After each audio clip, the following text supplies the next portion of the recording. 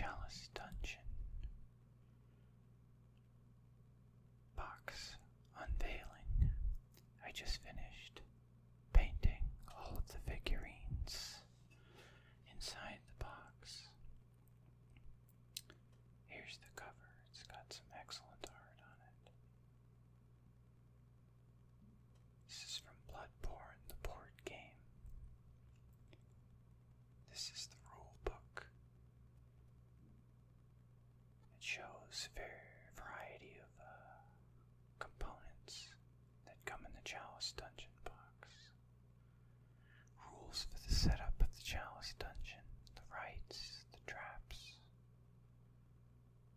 And here in the back, rules for player versus player combat. If you like doing things like that. Here are some of the tiles for the Chalice Dungeon. And the player versus player privacy screens. They contain a few reminders on how to play against other players. First thing I'm going to show you is the hunters. The first is the Beast Claw Hunter. As you can see here, he's got a big claw that's kind of turned into a, really buff hand. It's kind of weird looking. I didn't use this one when I played the PlayStation game. I'm not too sure how it works. But he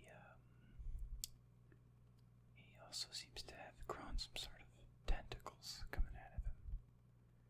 My wife actually painted this one. It came out pretty good. The next is the Chikage Hunter, which is like a kind of katana. And you can see here you can power it up on the other side. This one came out really cool as well. I like the red cape. She's got a really cool pose. She's kind of pointing a gun straight ahead.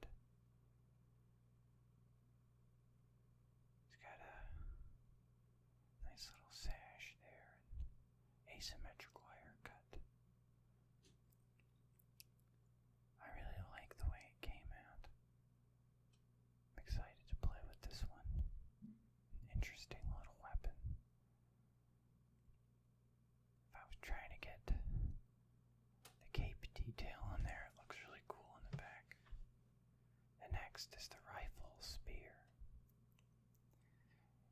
It's a spear with a trigger on it, so you can stick it in someone and kind of pull the trigger to shoot him again. Here you can see my dog's hair kind of got stuck on it, but I gave him a blue duster. And I changed skin tone on some of the characters to add some variety to the game. I didn't necessarily stick to what the card was. If I can get this thing to focus, jeez. There we go. He's got like steampunk goggles on or something. Yeah, there we go. Now the rifle came out really cool. I like the way he looks. Gave him a little gold part on his wrist bracelet there. Little stovetop hat. Next we have the stake driver, which if you played the game or seen videos of people playing the game, pretty heavily abused weapon in the game.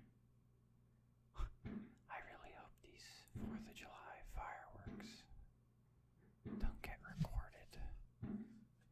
I'll have to try and edit those out as best I can. Stake driver is you kind of stick that thing in and you can drive it into them by letting it go, pulling the trigger. Next I got some monsters here. The first are the bell ringers. They're these creepy old ladies that carry around these bells that kind of piss off the other monsters or summon new ones. guys look kind of cool.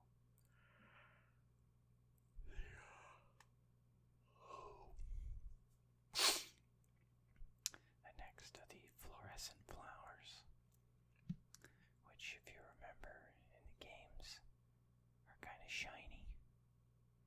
So I embedded some glitter onto the tentacles, which I don't know if you seen this other miniature painter. His name is Midwinter Minis. You can check out his tutorial on how to put glitter and embed it into the mini so it looks like kind of a holographic effect. But I used that. And I used Turkey Eye Violet wash on the back. It came out really nice on top.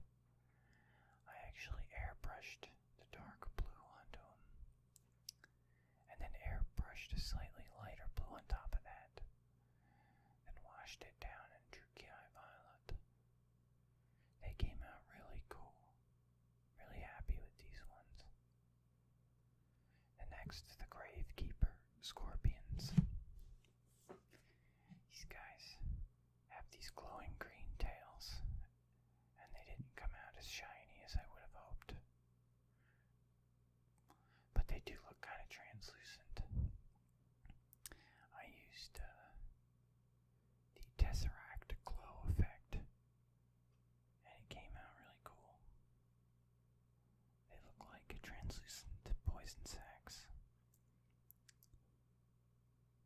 And I just dry brushed some mummy robe paint on top of the black, and then used a clear coat on the end to make them look all slimy and greasy. And next to the hunting dogs, which are these creepy dogs who are covered in these rusty iron spikes. They're just jutting out of their back, and he's carrying some sort of knife in his mouth. But these guys are pretty simple. I just painted the robes like this kind of dirty yellow and covered them in blood, and hit the spikes with some plate mail. Looks like a dog who's both rabid and has undergone a lot of weird surgeries to get them perfect for killing the hunters. You got a total of 4 of them here.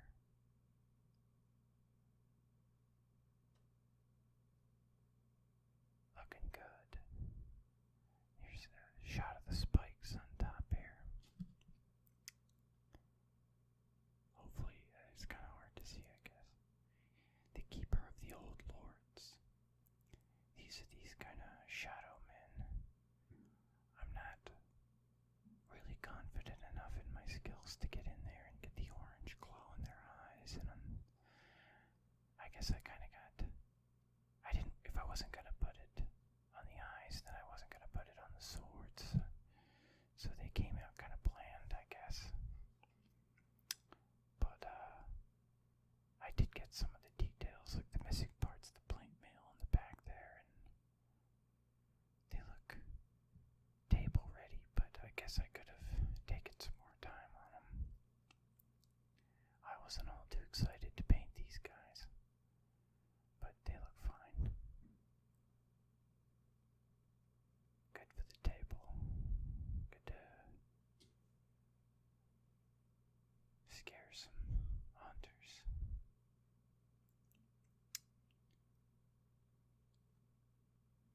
I like their hats. Cool, like Final Fantasy hats, kinda.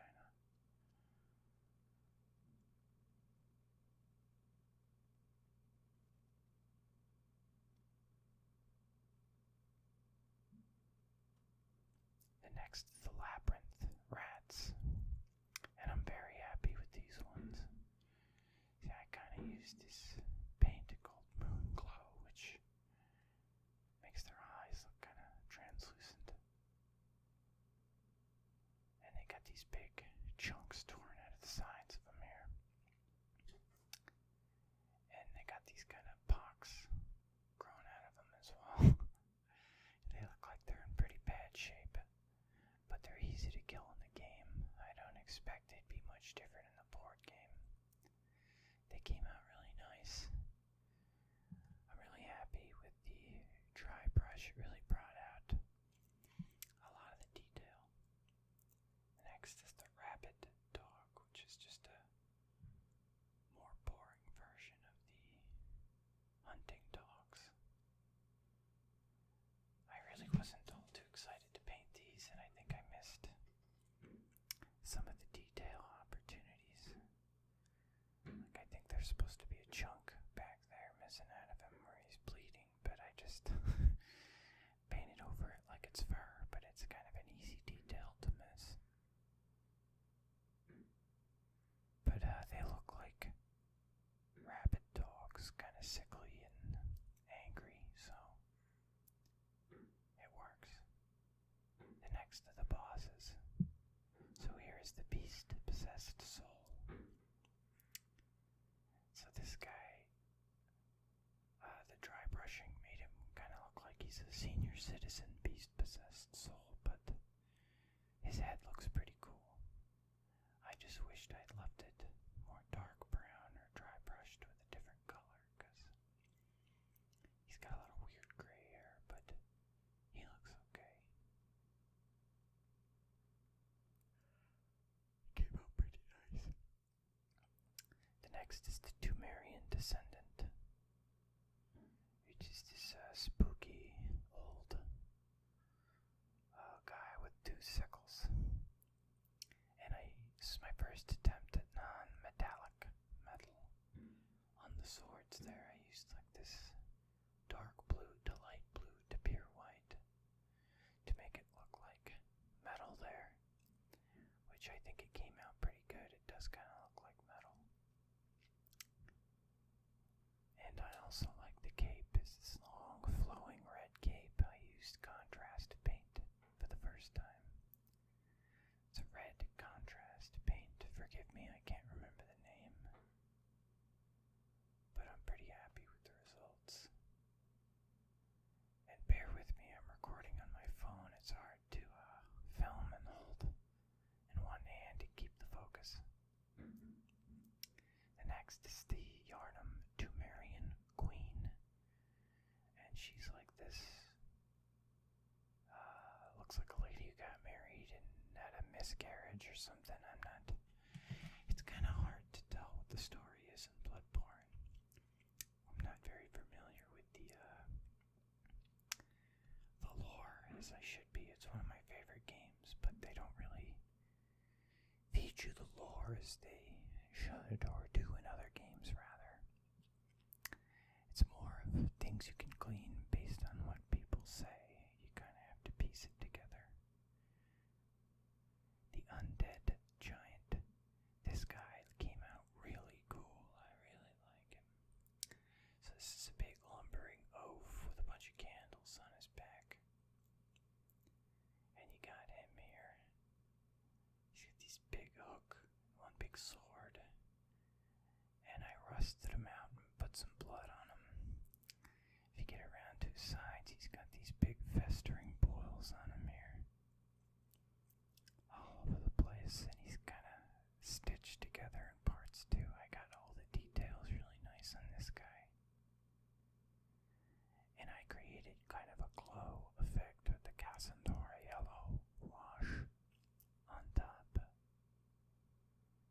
And I got his guts down here and washed them with crimson wash I have from, I forgot the name. And he's got kind of this veil over his head. He's not doing so hot, but he's still pretty effective. The next is probably my favorite out of the bunch, is the watchdog of the old lords. And he is this lava dog rock monster. And I used wet blending on the sides and in his mouth and up and down his legs and his back.